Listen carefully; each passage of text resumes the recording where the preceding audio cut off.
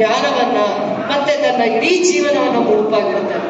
ಏನು ಹಿತವಚನಗಳನ್ನ, ಧಾರ್ಮಿಕ ವಚನಗಳನ್ನ, ಸಮಾಜ ಸುಧಾರಣೆ ಮಾಡಲಿಕ್ಕೆ ಏನೇನು ಜವಾಬ್ದಾರಿಯಾಗಿ ಒಂದು ಸರ್ವಜ್ಞರಾದ್ಮೇಲೆ ಏನೆಲ್ಲ ಸಾಧನೆ ಮಾಡ್ಲಿಕ್ಕೆ ಆಗತ್ತೆ ಅಂತ ವಿಚಾರಗಳ ಬಗ್ಗೆ ಲೋಕ ಕಲ್ಯಾಣಕ್ಕೋಸ್ಕರ ಅವರನ್ನ ಮುಡುಪಾಗಿಡ್ತಾ ಬರ್ತಾರೆ. ನೆನೆಯಲ್ಲ ನಾವು ಜವಾಬ್ದಾರಿ ಸ್ಥಾನದಲ್ಲಿದ್ರೂ ಕೂಡ ಕೆಲವೊಂದು ತಪ್ಪುಗಳನ್ನ ಮಾಡ್ತಾ ಹೋಗ್ತೀವಿ. ಯಾಕೆ ಅಂತ ಗೊತ್ತಾಗ್ಬೇಕು, ತಿಳ್ಕೋಬೇಕಾಗತ್ತೆ. ಸರ್ವಜ್ಞನವರ ಎಷ್ಟು ಸಂಸ್ಕಾರವಾಗಿರುವಂತ ಅವ್ರ ತಂದೆ ತಾಯಿ ಏನ್ ಸಂಸ್ಕಾರ ಕೊಟ್ಟರು ಏನೋ, ಅದಾದ್ಮೇಲೆ ಲೋಕ ಕಲ್ಯಾಣಕ್ಕೋಸ್ಕರ ಅವರನ್ನು ಮುಡುಪಾಗಿಡ್ತಾರೆ. ಎಷ್ಟೊಂದು ಹಿತ ವಚನಗಳನ್ನ ಮತ್ತೆ ತ್ರಿಪದಿಗಳು 1,000 ನಾವದು ಎಲ್ಲಿದ್ದಾವೆ, ಹೇಗೆ, ಅದರ ಅರ್ಥ ಏನು, ಅದರ ಭಾವ ಏನು, ಅದರ ಏನ್ ಯೋಚನೆ ಮಾಡಿದ್ರೆ ಆ ಕಾಲಕ್ಕೆ ಅವರ ದೂರದೃಷ್ಟಿ ಆಗಿತ್ತು, ಅವೇನು ಗಂಧಾನೇ ತಿಳ್ಕೊಳ್ಳಲ್ಲ, ಅರ್ಥನೇ ಮಾಡ್ಕೊಳ್ಳಲ್ಲ, ಅವ್ರ ಸಾಧನೆ ತಿಳ್ಕೊಳಕ್ ಹೋಗಲ್ಲ, ಬೇಕಾಗಿಲ್ಲ. ಇವತ್ತು ಕಾರ್ಯಕ್ರಮ ಇದೀವಿ, ಬರ್ತೀವಿ, ಮರ್ತೋಗ್ತೀವಿ, ಆಗ್ಬಾರ್ದು. ಇವತ್ತೇನೋ ಟಿವಿ ಇದೆ, ಮೊಬೈಲ್ ಇದೆ, ಎಲ್ಲ ಇದೆ, ಎಲ್ಲ ಅದ್ರಲ್ಲಿ ತೋರಿಸ್ಬಿಡ್ತಾರೆ. ಆದ್ರೆ ಹಿಂದೆ ಓಡಾಡೋದಕ್ಕೆ ನಮ್ಗೆ ಎತ್ತಿನ ಗಾಡಿ ಬಿಟ್ರೆ ಬೇರೆ ಏನೂ ಇರ್ತಾ ಇರಲಿಲ್ಲ. ಆ ಕಾಲದಲ್ಲಿ ಒಬ್ಬ ಮಹಾಜ್ಞಾನಿ ಎಷ್ಟು ಊರುಗಳನ್ನ ಪ್ರವಾಸ ಮಾಡಿ, ಎಲ್ಲಿಂದ ಕಾಶಿಗೆ ಹೋದ್ರು ನಡ್ಕೊಂಡು ಹೋಗ್ತಾ ಇದ್ರು, ಇಲ್ಲ ಎತ್ತಿನ ಗಾಡಿಯಲ್ಲಿ ಹೋಗ್ತಾ ಇದ್ರು. ಹಬ್ಬ ಮಾಡ್ಬೇಕು, ದೇವಸ್ಥಾನಕ್ಕೆ ಹೋಗ್ಬೇಕಂದ್ರೆ ಎತ್ತಿನ ಗಾಡಿಯಲ್ಲಿ ಹೋಗ್ತಾ ಇದ್ರು. ಎಷ್ಟೋ ಜನ ಹೇಳ್ತಾರೆ ಭಾರತದ ಹುಣ್ಣಿಮೆ ಅಂದ್ರೆ ಎತ್ತುಗಳು ಕಟ್ಟಿ ದೇವಸ್ಥಾನಕ್ಕೆ ಹರ್ಷ. ಭಾರತದ ಹುಣ್ಣಿಮೆ ಅಂತಾರೆ ಹರ್ಷ, ಹರಿಸೇವೆ ಮಾಡ್ಬೇಕು ಅಂತಂದ್ರೆ ಆತರ ಯಾವಾಗ್ಲೂ ಕೂಡ ಸಾವಿರಾರು ಜನ ಅವತ್ತು ನಡ್ಕೊಂಡು ಹೋಗ್ತಾ ಇದ್ರು ಭಕ್ತಿಯಿಂದ. ಈಗ ನಾವು ತುಂಬಾ ಜನ ನೋಡ್ತೀವಿ, ತಿರುಪತಿಗೆ ಕಾಲ್ನಡಿಗೆಯಲ್ಲಿ ಹೋಗ್ತಾರೆ ತುಂಬಾ ಜನ.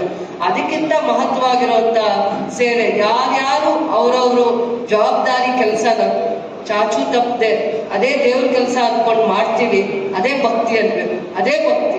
ಎಷ್ಟೋ ಕಡೆ ಗುಡಿಗಳನ್ನ ಕಟ್ತೀವಿ, ಆದ್ರೆ ಆ ಆಲಯಕ್ಕೆ ಪೂಜೆನೇ ಇಲ್ಲದೆ ಬಿದ್ದಿರುತ್ತೆ.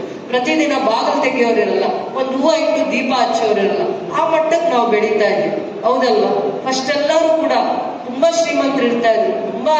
ಆದ್ರೆ ತಿರುಪತಿಗೆ ಹೋಗಿ ಬರೋದೇನೋ ಒಂದು ವರ್ಷಕ್ಕೊಂದ್ಸತಿ, ಇಲ್ಲ ಬಂಗಾರ ತಿರುಪತಿ ಗುಂಡಳ್ಳಿಗೆ ಹೋಗ್ಬಿಟ್ಟು ಬರೋದೇನೋ, ಅಷ್ಟೇ ಪದ್ಧತಿನ ನಾವ್ ಇಟ್ಕೊಂತಾ ಇದ್ವಿ. ಅದು ನಮ್ಮ ಪೂರ್ವಜರು ನಮಗ್ ಕೊಟ್ಟಿರುವಂತ ಸಂಸ್ಕಾರ. ವರ್ಷದಲ್ಲಿ ಒಂದಿನ ಪವಿತ್ರವಾಗಿರುವಂತ ದೇವಸ್ಥಾನಕ್ಕೆ ಕಾಲಿಡ್ಬೇಕು, ಯುಗಾದಿ ಹಬ್ಬದ ದಿನ ಈ ತರ ಮಾಡ್ಬೇಕು. ಅದಾದ್ಮೇಲೆ ನಮ್ಗೆ ಸಂಕ್ರಾಂತಿ ಹಬ್ಬ ಬಂದ್ರೆ ಹಸುಗಳೇ ದೇವರು, ಅವುಗಳಿಗೆ ನೀಟಾಗಿ ಸ್ನಾನ ಮಾಡಿಸಿ ನಾವು ಬೆಳೆದಿರುವಂತ ಅವರೆಕಾಯಿ ಇರ್ಬೋದು, ಕಡಲೆಕಾಯಿ ಇರ್ಬೋದು, ಗೆಣಸಿರ್ಬೋದು, ಇವೆಲ್ಲ ಪದ್ಧತಿ ಬೇಯಿಸಿ ಹಸುಗಳಿಗೆ ಇಡುವಂಥದ್ದು, ಲಕ್ಷ್ಮೀ ದೇವಿಗೆ ಇಟ್ಟಿರೋ ತರ ಹೀಗೆಲ್ಲ ನಮ್ಮ ಹಿರಿಯರು ಮತ್ತೆ ಪೂರ್ವಜರು ಇಂಥ ಪದ್ಧತಿಗಳನ್ನೆಲ್ಲ ಪಾಲನೆ ಮಾಡ್ಕೊಂಡು ಬಂದ್ರು. ಈಗ 10 ಹಬ್ಬ ಮಾಡ್ತೀವಿ, ಆದ್ರೆ ಒಂದು ಖುಷಿ ಕೊಡಲ್ಲ. ಅವತ್ತು 2 ಹಬ್ಬ ಮಾಡ್ತಾ ಇದ್ವಿ, ಒಂದು ಯುಗಾದಿ ಹಬ್ಬ, ಇನ್ನೊಂದು ಊರಲ್ಲಿ ಯಾವ್ದಾದ್ರು ಒಂದು ಹಬ್ಬ, ಊರೆಲ್ಲಾರು ಸೇರಿ ಮಾಡುವಂತ ಹಬ್ಬ. ಅವೆಲ್ಲವೂ ಕೂಡ ಬಹಳ ವಿಶೇಷವಾಗಿರ್ತಿತ್ತು. ಎಲ್ಲರೂ ಊರಿಗೆ ಬರ್ತಾ ಇದ್ರು, ಎಲ್ಲಿರೋ ಮಕ್ಕಳು ಊರಿಗೆ ಬಂದು ಊರೇ ಹಬ್ಬ ತರ ವಾತಾವರಣ ಆಗ್ತಾ ಇತ್ತು. ಒಂದು ವರ್ಷದಲ್ಲಿ 5 ಹಬ್ಬ ಮಾಡಿದ್ರು ಆ ಖುಷಿ ಸಿಗಲ್ಲ. ಹಿಂದೆ ತಂದೆ ತಾಯಿ ಮಾಡ್ತಾ ಇದ್ದಿದ್ದು, ತಾತ ಅಜ್ಜಿ ಮಕ್ಕಳಿಗೆ ಅಂದ್ರೆ ಎಷ್ಟು ವರ್ಷ, 100 ವರ್ಷ ದಡ್ಡ ಇರುವಂತವ್ರು ಬುದ್ಧಿ ಹೇಳ್ತಾನೆ ಇರಿ, ಅವರಲ್ಲಿ ಏನು ಬದಲಾವಣೆ ಆಗಲ್ಲ. ಅಂತವೆಲ್ಲ ಅಂದ್ರೆ ಸ್ವಾಭಾವಿಕವಾಗಿರುವಂತ ವಿಚಾರಗಳನ್ನ ತಿಳಿಸುವಂತದ್ರಲ್ಲಿ ಸರ್ವಜ್ಞನವರು ಜ್ಞಾನ ಜಾಸ್ತಿ ಇತ್ತು. ವಚನಗಳ ಮುಖಾಂತರ ಜನಸಾಮಾನ್ಯರಿಗೆ, ರೈತರಿಗೆ ಅರ್ಥ ಆಗುವಂತ ಭಾಷೆಯಲ್ಲಿ, ಆಡು ಭಾಷೆಯಲ್ಲಿ ತಿಳಿಸುವಂತ ಜ್ಞಾನ ಇವತ್ತು ನಾವು ಪುಸ್ತಕ ಓದ್ತಾ ಇದ್ದೀವಿ. ಆ ಕಾಲದಲ್ಲಿ ಯಾರು ಓದ್ತಾ ಇರಲ್ಲ, ಏನ್ ಹೇಳ್ತಾರೋ ಇವತ್ತು ಆಡ್ತಾ ಇದ್ರು. ಆಡ್ತಾ ಇದ್ದಾಗ ನಿಮ್ ಮನ್ಸೆಲ್ಲ ಆಡಾಡೋರ್ ಮನ್ಸು ಗೆಲ್ತಾ ಇದ್ರು. ಜಾನಪದ ಕಲಾವಿದೇನೋ ಹಂಗೆ, ಹಿಂದೆ ಏನೆಲ್ಲ ಹೇಳ್ಬೇಕು ಅಂದ್ರು ಒಂದು ಹಾಡಾಡಿ ಕತೆ ಕಟ್ಟಿ ಅದೊಂದು ಊರಲ್ಲಿ ಬಂದು ಅವ್ರು ಅದನ್ನ ಪ್ರದರ್ಶನ ಮಾಡಿ ನಾಟಕದ ಮುಖಾಂತರ, ಹಾಡ್ ಮುಖಾಂತರ, ಪ್ರತಿಯೊಂದು ಕತೆಗಳ ಮುಖಾಂತರ ಹೇಳಿ ಜನಗಳ ಮನಸ್ಸನ್ನ ಗೆಲ್ತಾ ಇದ್ರು.